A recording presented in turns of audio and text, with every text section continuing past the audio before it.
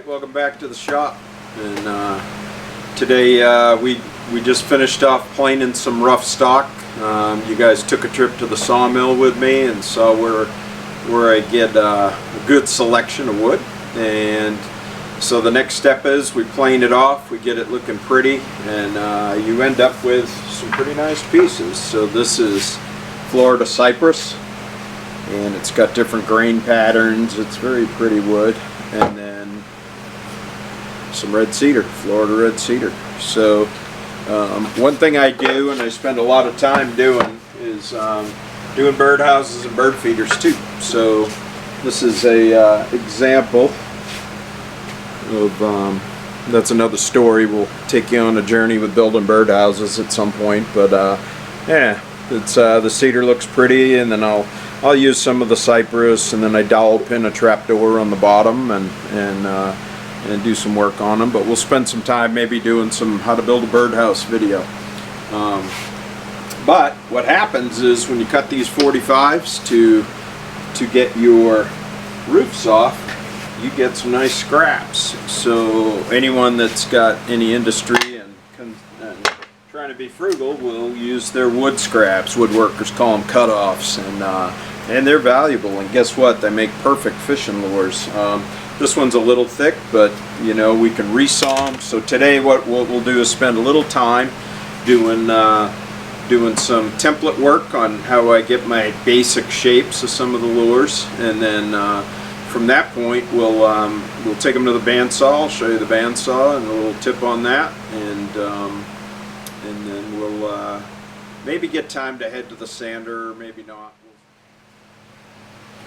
Okay, next step in this, you got your planed off wood. You want to pay attention to thicknesses. Obviously, depending on what you're making for a lure, that's 1 inch. Sawmill lumber comes at 1 inch thick typically, and then you plane off what you can. I will resaw it on a bandsaw, and then you want to trace out your template patterns here, and you want to maximize. I don't know if you can see that too well. You want to maximize the templates. So this is old flooring from one of our floor jobs in our house, and it makes great templates. So that's pretty close to my 6-inch and 4-inch bait.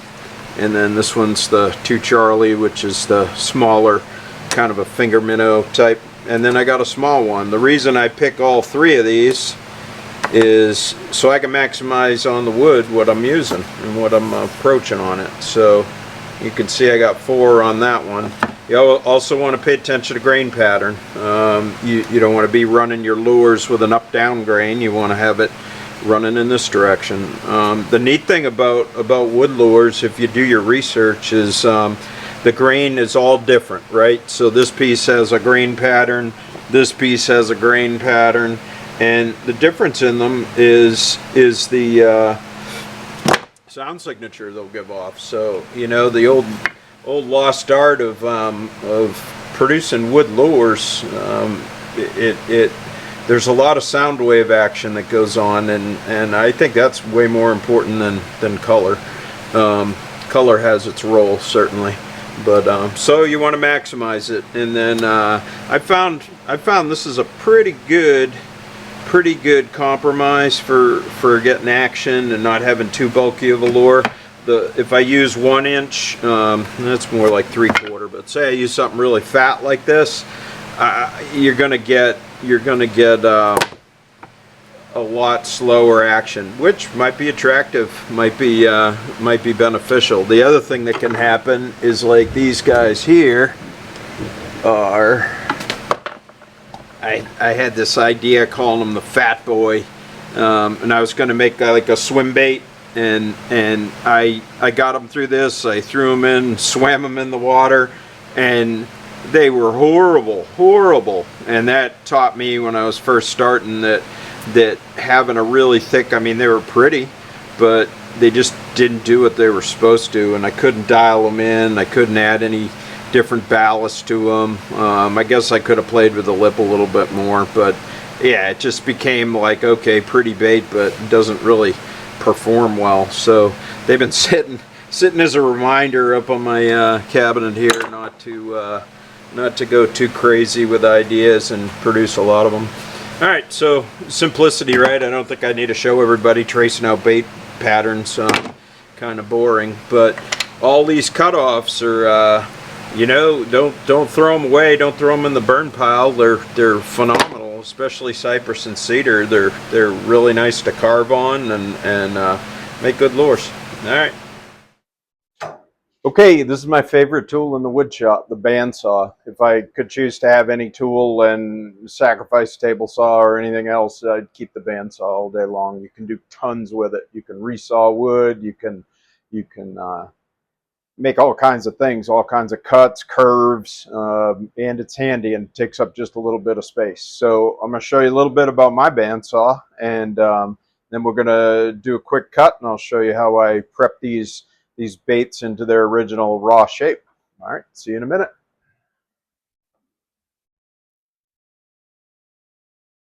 The bandsaw. This is a Jet. Company's real good. They're pretty good customer service. Excellent, really. When I got it, the base there, the triangular base on the bottom had all rust on it, so they shipped me out a whole new base really quick within a day or so. This one's a 14-inch, so it's got a pretty good sized throat. They make them bigger, definitely, but you know, for your average garage wood shop, this is a pretty good and big saw. It's connected to this Grizzly vac system. This is the suction system, and I routed. You can see tubing there, and then they have they call them blast gates where you can shut off certain sections. So I originally had two coming off the top, but I added a third. Makes it a little nicer. I don't have to juggle hoses around everywhere. But this thing really works excellent. It pulls some serious vacuum, and then it goes through and it filters, so it's pulling in filtered air, and then you rotate this thing, and you'll get a bunch of buildup dust that'll drop down. The bag fills up pretty quick when you're doing stuff like planing. Not so bad with bandsaw and table saw. The only problem I've found with this is that clamp. You can see I have it hogtied with with tape on there because it's the only frustrating part. I did call Grizzly; they were cool, but they were like, we really can't do anything about the clamp. So I'm like, all right, well, it just obviously stretches out. I've messed with the spring 50 times, so it's better. I bent the spring, but the yeah, I have to tape it. I have to tape the the whole thing around in a circle, and that seems to keep it on. But yeah, I've thought about putting a barrel underneath and all that, but I guess that'll be for a later day. All right, this is the bandsaw. My daughter likes to paint. She did my logo on my website for Shift Colors Bait Works, and any which way up the top section here, you have two wheels. You got this wheel, and then down the bottom. Sorry if I'm making you dizzy. Down the bottom you have, and that band goes all the way around, hence the bandsaw, right? So I have a resaw blade on here, and you adjust tension, and they say you can bring it up to like a musical note. I think it's D or something like that, but whatever. I just kind of play with it and get it to where I feel comfortable with it. There's lots of tips on bandsaw setting. It used to have a gauge, but it gives you this gauge, and you can look through the window on the front and adjust tension based on the size of your blade. It's mediocre at best. So anyway, this isn't a whole tutorial about bandsaw work, but you make sure your stuff's running. It does take adjustment. It takes adjustment down on these little parts here that dial in the bearings to keep your blade drifting right, left, back and forth. The one faulty thing I found with the Jet is I had to make this, which I was actually pretty good because I'm not a machinist, but I'm a woodworker. So I took some hard maple, and I it cracked. It was pot metal, and garbage, right? And so that whole base cracked. Called Jet, had to go through a few hoops, do a few cartwheels.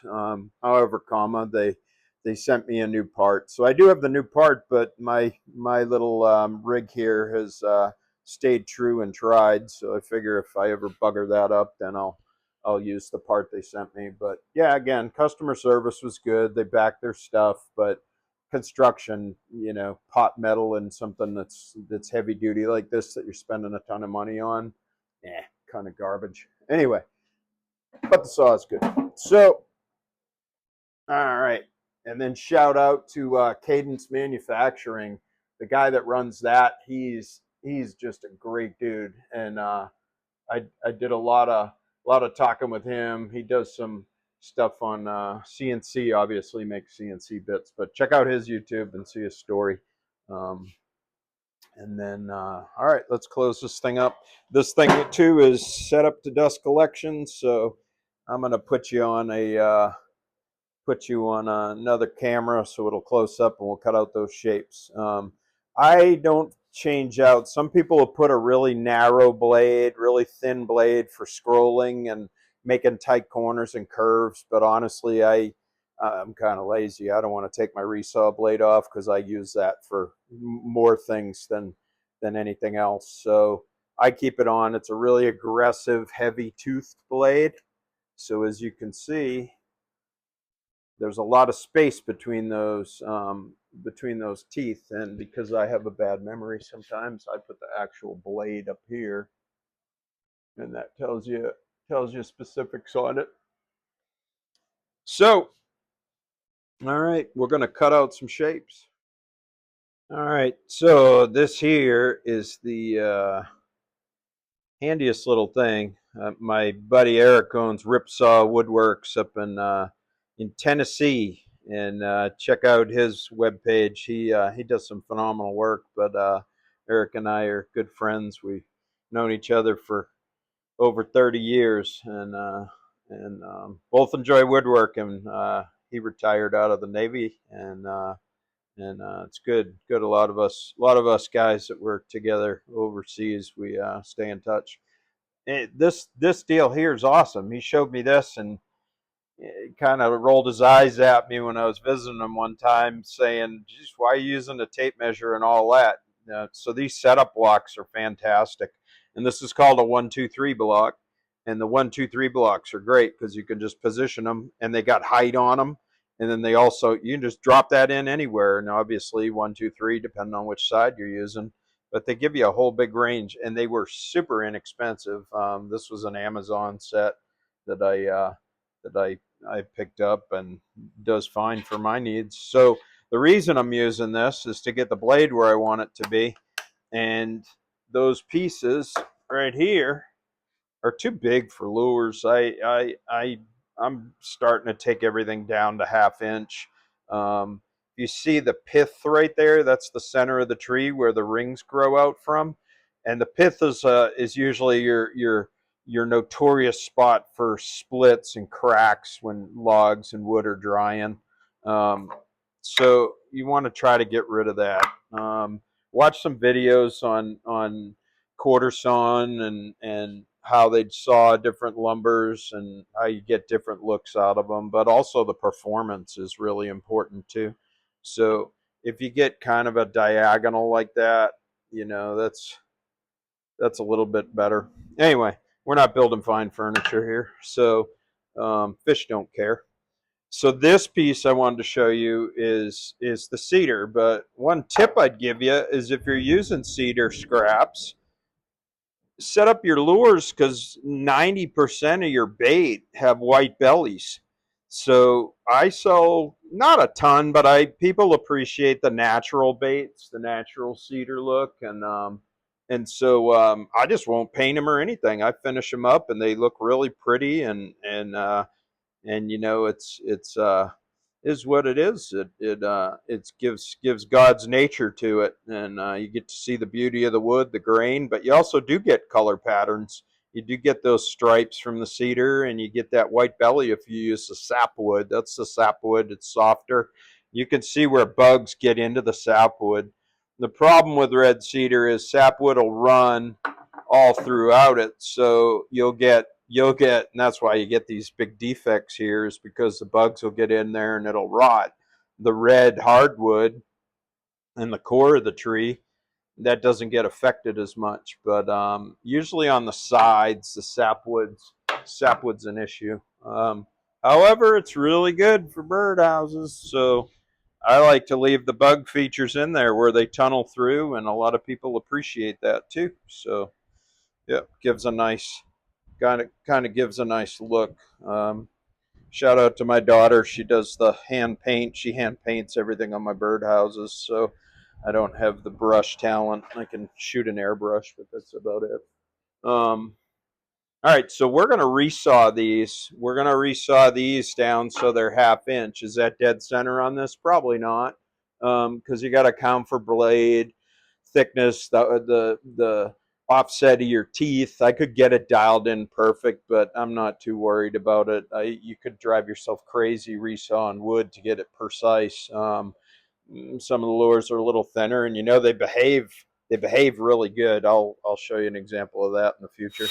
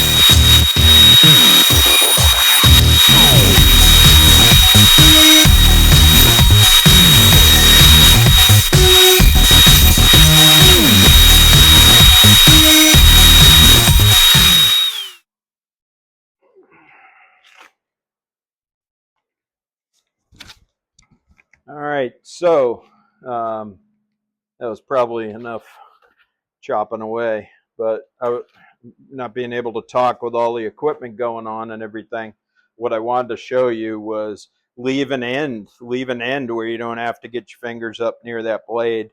I've had a bandsaw blade bust on me, well, more than one. When they go, they sound like a shotgun going off, and then bang, boom, boom, boom, boom, boom, boom, boom, and it spins around. So um, it scares the crap out of you. The problem is when you something happens, or if someone comes into your wood shop and you're cutting and they distract you or they spook you.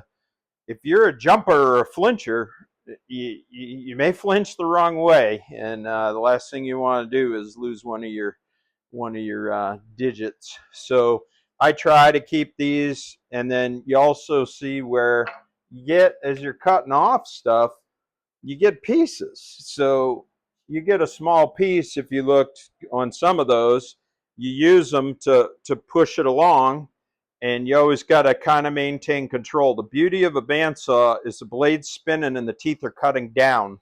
Therefore, it holds this piece, theoretically, to the work surface. Where a table saw can shoot and kick back, or it can flip it up like that, smack you in the head. The very first table saw I ever used, I was given permission to use it on a ship in the Navy, and I suffered a kickback because I didn't really learn what a kickback was, and I got smacked right in the liver area. In theory, it could have killed me, but it got my attention, and it was a good lesson learned. But if you can learn lessons by people that have experienced them, maybe not as valuable as what doesn't kill you, make you stronger. But the reality is there's a lot of safety videos, and there's a lot of people that have been doing stuff for a long time that either one, listened to what they were taught, or two, weren't taught and experienced an outcome that wasn't good, and they learn not to do that ever again. So you got to be real careful, especially with power equipment, sharp tools, etc. So a lot of fingers lost, a lot of A lot of workplace injuries, a lot of home hobbyist injuries that happen. So be real careful. All right, so yep, that's the pretty of it. Now, I didn't cut as much off on that one, um, which I'll probably trim them up a little bit more and not bore you with that. But you really want to get down as close to the line as you possibly can, because that, like this one, is pretty good. You get bandsaw marks on the sides, so you got to smooth them out, and you always leave the line. Leave the line, and then you take it to your sander. If you're hand sanding, you can make a strip of paper and kind of do this motion and round it off that way. I like to use my power sander to rough them out, and then sometimes I'll hand sand and get them back into place. But I do a lot of carving on mine, so I'm not as particular, but I leave the line so I get the measurement that's about right. So, all right.